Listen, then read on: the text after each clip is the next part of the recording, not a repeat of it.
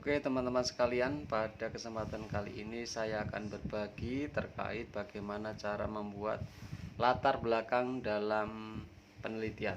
Jadi bagi teman-teman biasanya terkendala saat membuat penelitian itu terkait dalam latar belakang. Jadi ada hal-hal yang penting untuk kita pahami bagaimana membuat latar belakang dalam penelitian. Yang pertama, kita harus mengetahui terlebih dahulu terkait dengan tema. Biasa namanya latar belakang masalah. Berarti kita harus mengetahui ternyata dalam tema yang kita usulkan itu ada masalah yang muncul. Jadi dalam penelitian itu tidak serta-merta bahwa latar belakang itu harus berbicara masalah, tetapi ada dua hal selain masalah, yaitu bisa kita mengangkat terkait keunikan.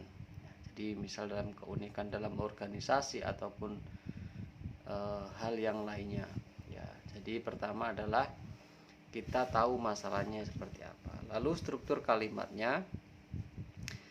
Biasanya dalam latar belakang masalah itu diawali dengan gambaran secara umum terlebih dahulu.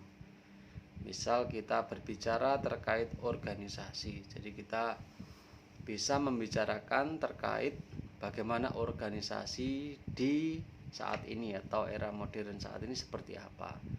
Secara umum bisa kita cakupannya Indonesia, lalu turun kepada organisasi yang akan kita teliti. Jadi semakin mengkerucut terkait dengan masalah dalam penelitian.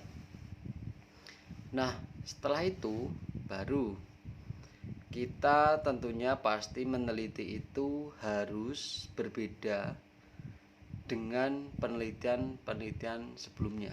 Itu disebut sebagai gap ya. Jadi kenapa kita meneliti ini, berarti ada hal yang penting yang akan kita lihat ya.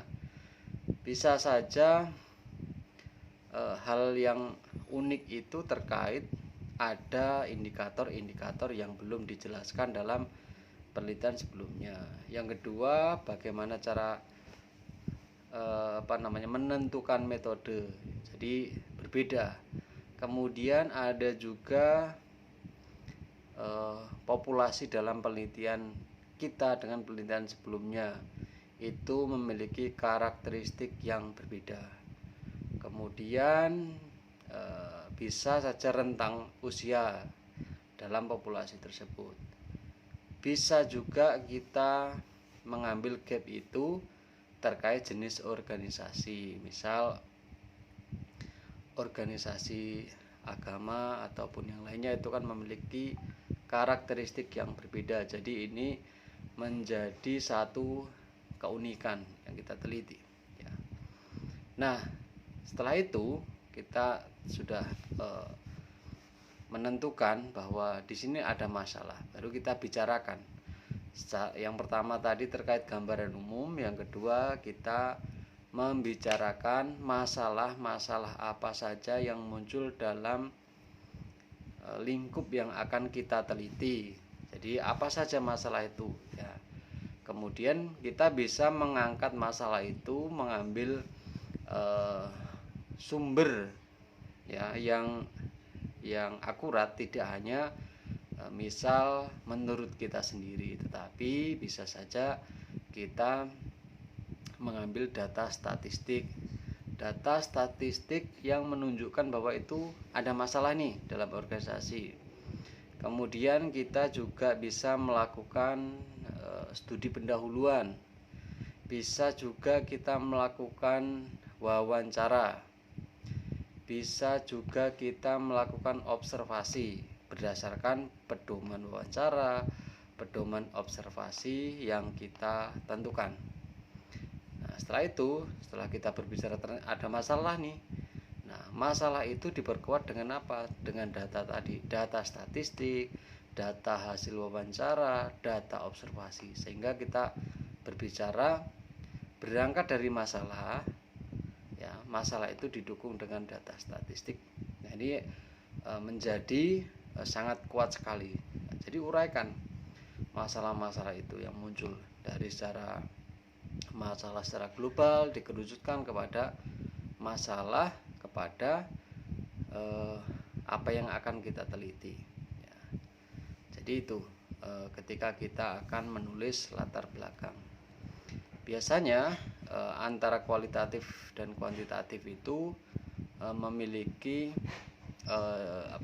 karakteristik yang berbeda dalam menyusun satu paragraf.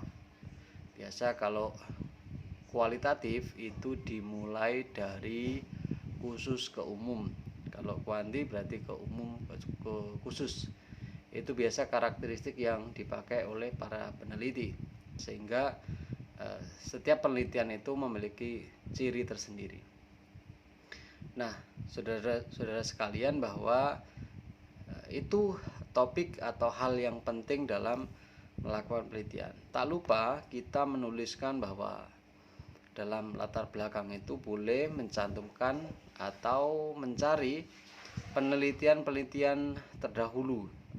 Dulu itu peneliti sebelumnya itu membicarakan hal apa terkait dengan tema yang sama, tetapi dilihat, penelitian A hanya membicarakan 2 poin saja, penelitian B hanya membicarakan 1 poin. Nah, berarti dalam keunikan atau kebaruan dalam penelitian kita, bahwa dalam penelitian ini menjadi kebaruan bahwa kita akan melihat dari berbagai aspek, dari berbagai sudut pandang, ataupun dari karakteristik ataupun indikator yang berbeda. Ini menjadi hal yang penting sekali. Maka data-data yang relevan itu penting sekali. Bisa teman-teman cari di jurnal, di data statistik. Biasa digunakan adalah BPS, ya. Itu mendukung sekali dalam membuat latar belakang, ya. Jadi tentu kalau kita hanya berbicara tanpa kita belajar untuk menulis, kita tidak akan tahu letak di mana kesalahan kita. Maka terus belajar dalam mencari referensi, mencari ilmu pengetahuan terkait dalam pendidikan. Itu yang dapat saya sampaikan, semoga bermanfaat. Terima kasih.